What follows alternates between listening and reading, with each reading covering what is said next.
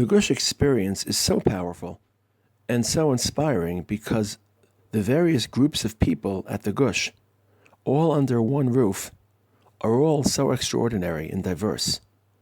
The circles of friends and rebbeim which Gush boys form is unparalleled and inspiring. There are about 50 incoming boys from North America, typically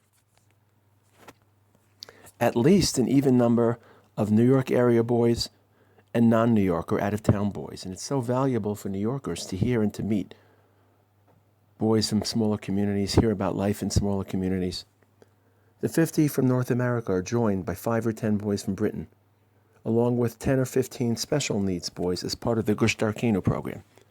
The Darkaynu boys learn in the morning at Gush, then work in vocational training, some work in the cafeteria, some work in the library. They return for lunch, and then they learn in the Beis Medrash with regular needs boys in the afternoon. Obviously, the Darkaynu Program provides an in-house opportunity for chesed, but is equally important, it's an important message about what Gush stands for.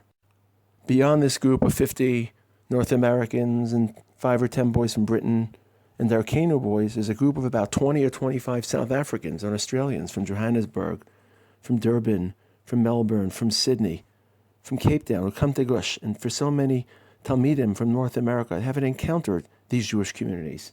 This is a chance to make friends and learn with boys, and it's such an enriching part of the year. And of course, as Gush is one of the top-tier Israeli Hesders, it attracts around 70 or 75 top-tier Israelis. Overseas and Israeli Talmidim at Gush are completely integrated. All the signs in the yeshiva are in Hebrew. Shir Klali, once a week for the entire yeshiva, overseas and Israeli. Chugim, overseas boys and Israelis. Joint Tiyulim, Tishes.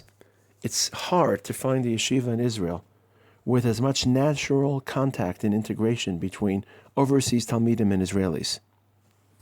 And this is just the first year level at Gush. It's really the upper tiers, the next level at Gush, that makes it really stand out.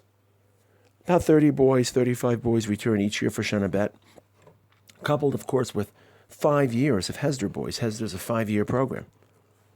But the Gush community doesn't end there with the Shana Bet boys and the Hesder boys. It doesn't cap or max out at age 22 or 23. 80 families live in the Gush Kollel.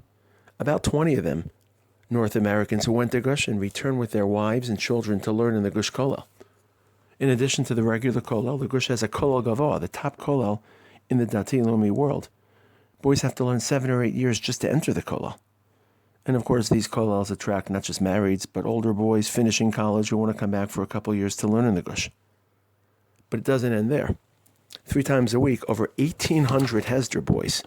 There are over 80 Hesder yeshivas in Israel. 1,800 boys come from all over Israel to study in Gush, to study Tanakh, to study to be teachers. Imagine learning not only side by side with boys your age, or with Israeli Hesder boys, or with Darkaynu special needs boys, or with boys from English-speaking communities all over the world, but 3 times a week meeting Hesder boys from all over the country. And in addition to all this, living in Alon Shvut, a Torah community which envelops the yeshiva, where almost all the rebbes of yeshiva live, as well as rebbes from a large number of American programs in Israel. This is the society of the Gush, and this is what makes the Gush experience so inspiring. So many layers, so many different people, so many families, so many ages. This is why so many people come back to the Gush, because Gush is their home.